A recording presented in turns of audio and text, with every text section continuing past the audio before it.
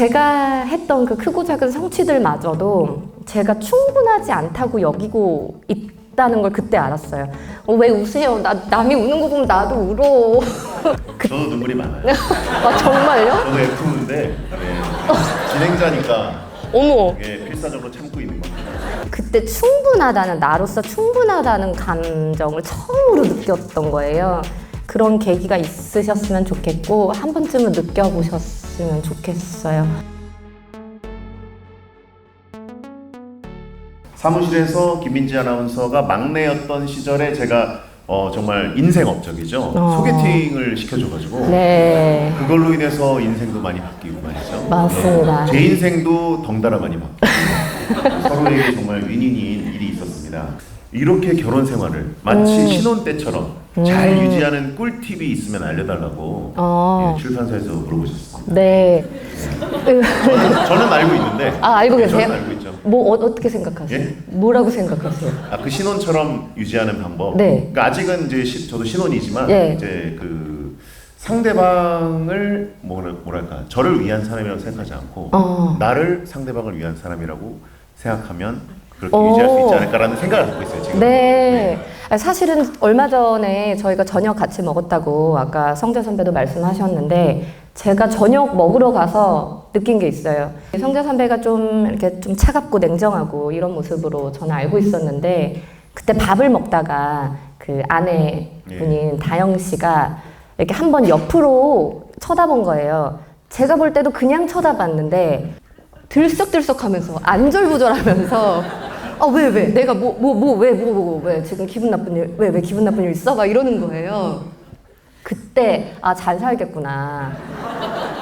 왜냐면 두 가지 이유인데 첫 번째로 아내의 기분을 그렇게 살핀다는 거, 그리고 두 번째로 제가 후배인데 사실은 결혼하신 분들 공감하실지 모르겠지만 다른 사람 앞에서 그걸 드러내는 게 뭔가 자존심이 상한다거나 이렇게 생각해서 그 순간에 제일 중요한 사람의 기분을 살피기보다 그 자기가 어떻게 보이느냐에 집중하면서 기분 나쁘게 되는 경우가 있어요. 그래서 말을 왜 그렇게 하냐는 둥, 아까 왜 그랬냐는 둥. 근데 그 상황에서도 성재 선배가 저나 저희 남편을 신경 쓰기보다 그냥 다영 씨의 그 눈동자의 굴림에 집중하고 있는 거예요. 그리고 그걸 빨리 해결하려고 막 안절부절 전전긍긍 하는 모습을 보고 이 부부는 정말 행복하게 살 수 있겠다. 오래오래 잘 살겠다는 생각이 들었어요.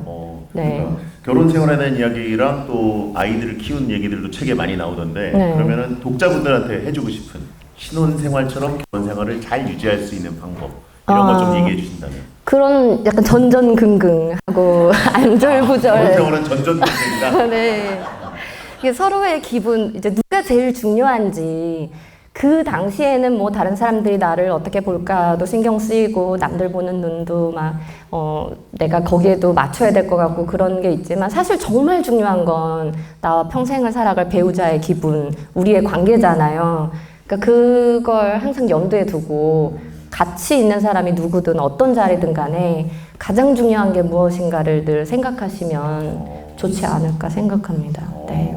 아무래도 이제 저자가 어떤 삶의 좀 변곡점들을 겪었을까 이런 흐름들을 독자들도 많이 생각하실 거 아니에요. 근데 아무래도 아나운서로 일하다가 갑자기 이제 또 사표를 내고 다른 나라로 떠나서 살고 있고 또 아이를 키우고 이런 변곡점들은 독자분들 많이 알고 계신데 사실 방송인 하면 많은 분들이 또 동경하는 직업이 될 수도 있는데 그 삶을 내려놓기로 결정했을 때 아나운서로서 사표를 내던 순간 어떤 감정이었고 그때의 김민지로 돌아간다면 무슨 얘기를 해주고 싶은지 10년 전쯤의 김민지로 돌아가면 제가 입사하면서 그 연금이라 그러죠. 직장인 연금을 10년짜리를 들어놓고 그리고 주택연금, 주택청약도 열심히 들어놓고 있었거든요.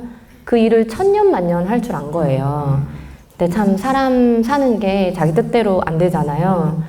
근데 사표를 냈던 그 시점에 당연히 그건 큰 결정이기는 하지만 사실은 그 전에 크게 아프면서 좀 인생의 우선순위가 재설정되는 계기들이 있었던 것 같아요. 아파서 병원에 입원을 한 달 동안 했는데 그러면서 더 일에 대한 열정이나 열망이 커지는 사람도 분명히 있을 거예요. 아, 내 자리를 누군가 대신하는 걸 보면서 대신하지 못할 사람이 돼야겠다. 아니면 뭔가 내가 더 굵직한 인물이 되어서 나를 이렇게 함부로 갈아치우지 못하게 해야겠다. 이런 생각이 드는 분들도 분명히 있을 것 같아요. 근데 제가 그때 생각했던 건 일이 나를 최고로 필요로 하는 건 아니구나. 내가 이 일을 한다고 내 인생을 비워두면 안 되겠구나. 내 인생은 내 인생대로 살아야 되고 그 우선순위를 지키면서 이 일은 어느 그 어둠에쯤 자리시켜야겠구나라는 결심을 했기 때문에 사실 사표를 내는 그 순간이 저한테 그 큰 지각 변동이 느껴지는 날은 아니었어요. 또 아파서 잠시 쉬었다가 네. 돌아왔을 때 오히려 이제 방송에 대한 마음도 좀 달라지고 맞습니다. 인생을 바라보는 그 시점이 좀 달라졌다 이런 얘기. 네, 그래서 정말 죽을 뻔했다라는 그 감각이 그 뒤로 어떤 일이 있었을 때 그 감각이 되살아나면서 굉장히 선명하게 우선순위를 정할 수 있게 도와줬어요. 예를 들면 어떤 방송을 제안을 받았을 때 아주 중요하고 회사에서는 이거 되게 크게 생각하는 방송이라도 못할 것 같은 거예요. 제가 이걸 유지를 못할 것 같은 거예요. 그래서 이거는 못할 것 같다. 무리가 될 것 같다.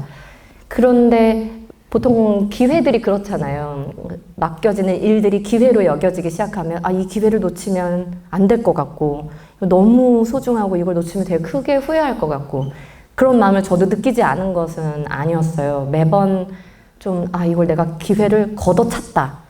기회를 놓치고 있다라는 생각이 들긴 했지만 그때마다 그 사진을 보고 그때 병실에서 느꼈던 혼자만이 있던 그 감각, 아무도 내 인생을 같이 책임져 주거나 나의 이런 상황을 아무도 같이 할 수 없구나라는 그 생각.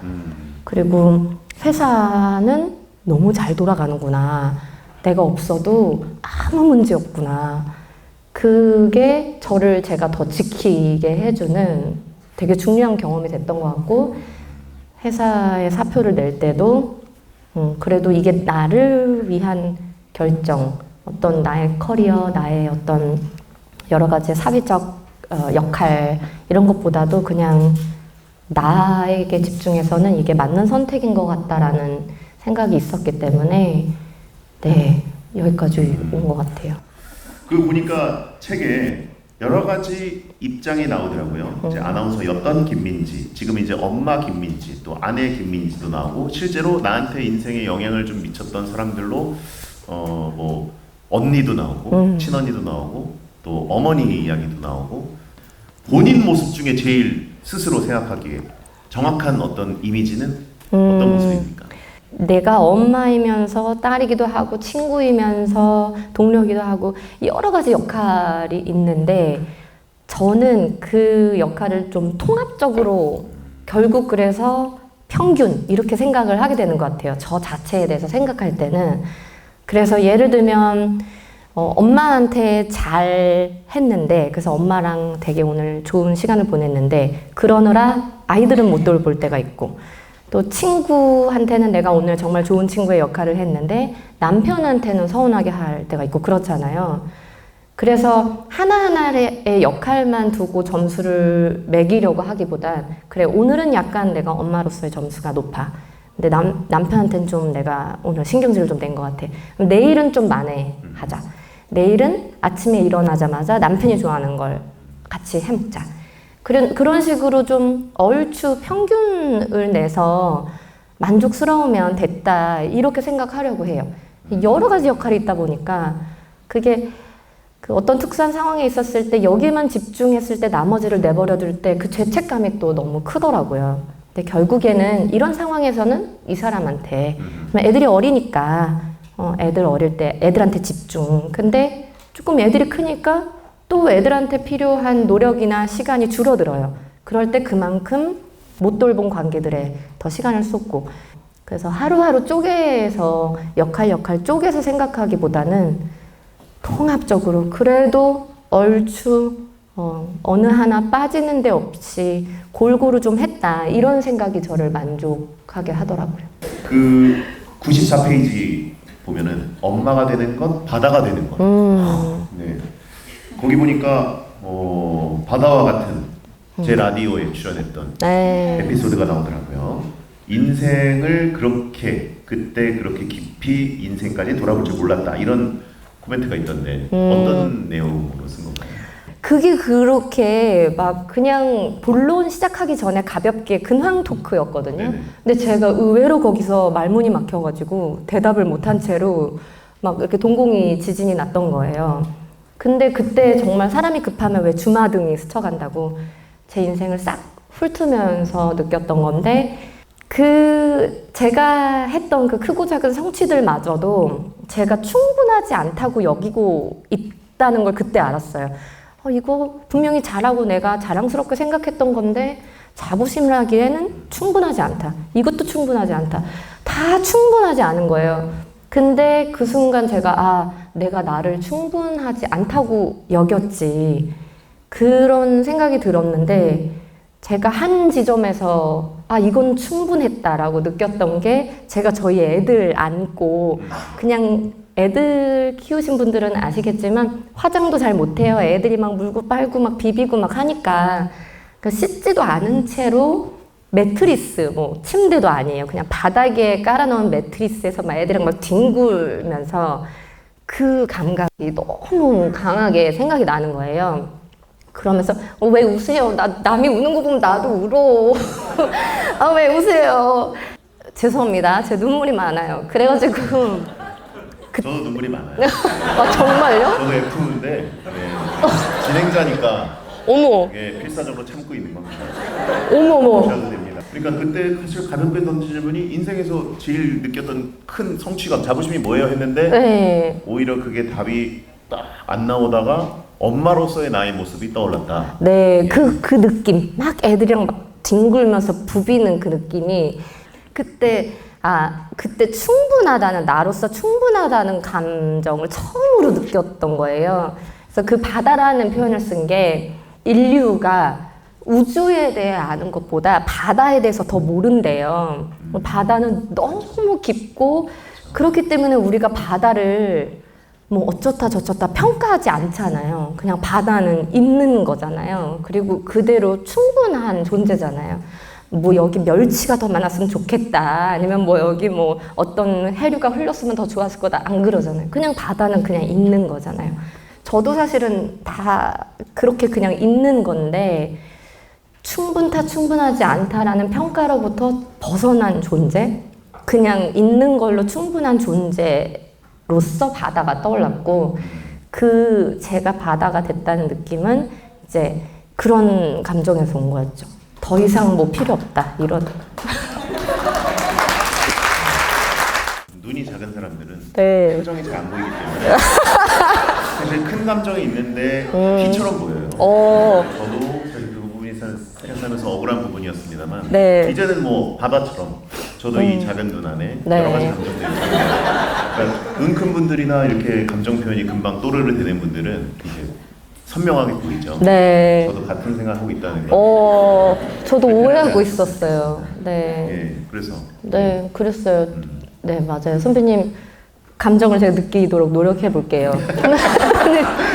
그러고 나니까 드는 생각이, 그래, 사실은 우리가 다 그렇지 꼭 애 키워서가 아니라 우리가 다 사실 있는 그대로 다 충분하지. 그런 감정을 깨닫는 계기가 제가 아이들이 있었던 거지, 사실은 다 그런 계기가 있으셨으면 좋겠고 한 번쯤은 느껴보셨으면 좋겠어요. 네. 네. 이렇게 깊은 이야기를 하고 있는데 정작 지금 참석하고 있는 아이들은 본인들 얘기하고 있는지 모르는 거예요. 네. 관심이 없고 이 책을 써서 엄마가 작가가 되고 저자가 되고 출판을 하고 사인회를 하고 북토크를 한다는 것에 아이들은 어떤 반응이었나요? 지금 당장은 아이패드 보여달라 그럴 것 같기는 해요. 지금 이 자리. 왜 아유를 보내고 있죠? 근데 이제 제가 이걸 쓰면서도 저희 아이들이 컸다는 걸 느낀 게, 이 처음에 글쓰기에 착수했을 때는 애들이 많이 보챘죠. 엄마 뭐 해? 뭐 나랑 같이 자야 되는데 재워줘야 되는데 왜 안 와? 그런데 이 책 마무리될 쯤에 아이들이 많이 커서 약속이나 계약에 대한 좀 개념이 생긴 거예요. 아, 숙제 같은 느낌. 예. 그래서 제가 그냥 쓰다가 잘래 이러면 엄마 뭐 하는 거야? 오늘 2개 쓰기로 했잖아. 네. 그래서 엄마 감옥에 가. 막 이러면서 엄마 안 돼. 막 저를 채찍질하기도 하고. 그리고 저희 서점에 갔을 때 제 책을 봤어요. 근데 이렇게 책이 쌓여 있으니까 되게 기뻐하더라고요. 근데 기뻐만 하는 줄 알았는데 다음에 저희가 그 서점 앞을 지나가는데 연우가 저한테 엄마 적어도 2명이 엄마 책을 샀어 이러는 거예요. 모의했구나. 그래서 누가 뭐 엄마 책을 읽고 있디? 그랬더니 아니 내가 다 샜어. 근데 어제 재고를. 네. 그 쌓여 있었던 걸 봤던 거예요. 근데 자기 생각에 엄마 책만 너무 높게 올라와 있었던 거예요. 근데 다음날 갔더니 2권이 이렇게 더 줄어들어 있으니까 다행이라고. 2권 엄마 책 2권 팔렸다고. 그래서 아이들도 신경을 쓰는군요. 네. 다행히 지금은 또 따봉을. 확실히 영국의 그 훌리건 문화가 있다 보니까 아이들이 엄마일지라도 뭔가 무대에 뭐가 있을 때 네. 감정 표현을 해주는. 네. 야유해요. 야유도 네. 막 이렇게. 네. 자, 그리고 또 여기 계신 분들 포함해서 모두가 그렇겠지만 나 자신을 스스로 돌보고 또 안아줄 수 있는 시간을 가져야 하고 또 그게 중요하다는 걸 알면서도 쉽지 않은 것 같습니다. 2 아이의 엄마가 된 지금 정말 좀 정신없는 10년이었을 수도 있는데 언제 좀 혼자만의 시간을 보내면서 진짜 나 이렇게 시간을 가질 수 있나요? 저는 예술 작품 감상하는 걸 좋아하니까요. 아까 콘서트도 있었습니다만 정말 예술 작품을 보거나 미술 작품을 보거나 아니면 음악을 듣거나 할 때 그 여러 사람이랑 같이 앉아 있어도 저 스스로의 감각을 사용하면서 제 굉장히 주관적인 경험들과 그게 이렇게 엉겨붙으면서 개인적인 감상으로 남잖아요.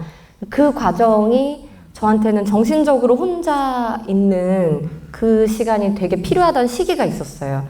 그래서 제가 책에도 에피소드로 파리 여행을 썼는데 파리 여행이 뭐 대단해 보이지만 런던에서는 기차 2시간이면 가기 때문에 여기서 이제 대전 정도의 거리인데 그때도 제가 느꼈던 게 개인적으로 이런 감각 기관을 사용해서 아이들이나 뭐 남편 가족과는 상관없는 저 개인의 경험으로 이 감각 기관과 함께 어떤 감상을 만들어내는 게 치유에 가깝다는 생각이 들었어요.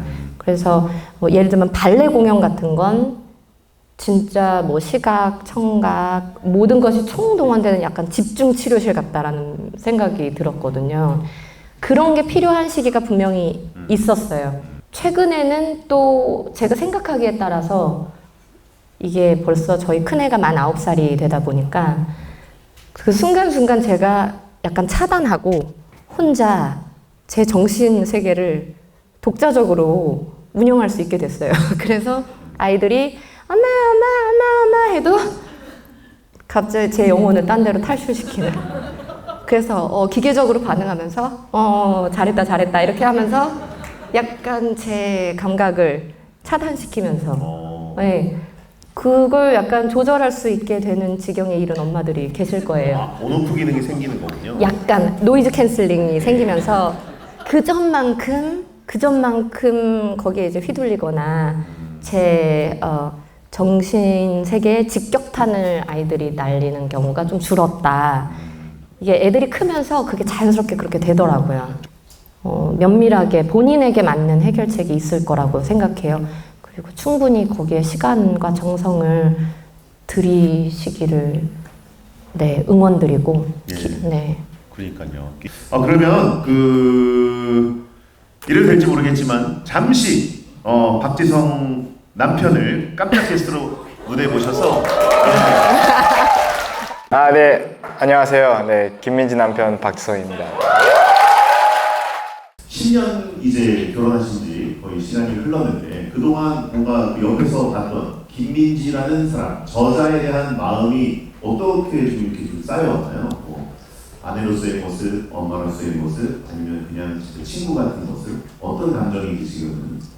지난 10년이 저에게는 모든 부분에서 다 이 김민지라는 여성을 잘 알아갈 수 있는 시간이었다고 생각을 하고, 또 뭐 당연히 출산도 있었고 또 직장도 그만두고 뭐 또 국내가 아닌 또 해외에서 생활을 하고, 이런 부분들이 복합적으로 작용을 하면서 어떻게 그 상황에 또 적응해 나가고 어떻게 거기에 대해서 책임감을 갖고 또 대하는지, 상황마다 또 말은 어떻게 하는지, 행동을 어떻게 하는지를 보면서 국내의 많은 팬분들이나 사람들은 이제 저와 결혼한 것에 대한 아나운서 김민지라는 이미지가 더 클 텐데, 아마 이 책을 통해서는 더 확대돼서 김민지라는 사람이 이런 사람이구나, 이런 생각과 이런 글을 쓰는 사람이구나라는 걸 조금 더 느끼시지 않을까 생각이 들었습니다. 얼마 전에 이제 발레리나신데 에뚜아리셔서 정말 뭐 전 세계 최고의 발레단의 별이라고 불리는 분이었는데, 그분께 제가 이 책을 드리는데 좀 죄송한 거예요. 너무너무 반짝이는 옷을 입고 계셨고 너무너무 반짝이는 왕관을 쓰고 계셨어요. 근데 이 책을 제가 드리면서 제목이 좀 반짝이지 않아도 잘 반짝이지 말라는 얘기는 아닌데요 막 이러면서 드렸어요. 그러면서 이 책을 드리는 게 좀 누가 될 것 같다, 좀 신뢰가 아닐까라는 생각이 들 정도로 너무너무 지금 막 무대에서 내려오신 분이었어요. 근데 그 발레리나께서 이 책을 보고 저 일할 때만 이렇지 집에선 안 그래요. 애들이랑 있을 때는 아니래요. 제목이 너무 좋아요. 이렇게 말씀을 해주셨는데, 그래, 이 반짝인다는 감각도 너무 상대적이고 개인적이고, 우리가 보기에 진짜 이 사람은 반짝인다는 데에 전 세계에 누구도 이견이 없을 것 같은 사람도 반짝이지 않다고 느낄 때가 있는 거예요. 그리고 그러고 보니까 저희 남편도 지금 머리도 만지고 뭐 이렇게 옷도 했습니다만, 저도 오늘 뭐 메이크업도 하고 속눈썹도 붙였습니다만, 진짜 1년에 한 번 이런 일 있거든요. 반짝이지 않는 건 아니에요. 왜냐면 뭐 펄도 많이 하고 물광 화장도 했으니까 반짝인다고도 할 수 있지만 반짝이지 않는 것도 사실이거든요. 그래서 이 반짝인다는 뭐 가치를 생각하는 데 있어서, 혹은 내 일상을 비춰보는 데 있어서 이 반짝인다는 게 그렇게 절대적인 건 아니고, 그 누구도 영원히 언제나 반짝이는 사람도 없고 한 번도 반짝이지 않는 사람도 없고, 뭐 반짝이거나 반짝이지 않거나 잘 지낸다는 감각은 그 반짝이는 거와 상관없는 거니까, 우리가 이 책에 쓰여지는 어떤 사랑을 혹은 가족을, 일상을 돌보는 걸로도 잘 지낸다는 가치는 우리가 지킬 수 있는 거잖아요.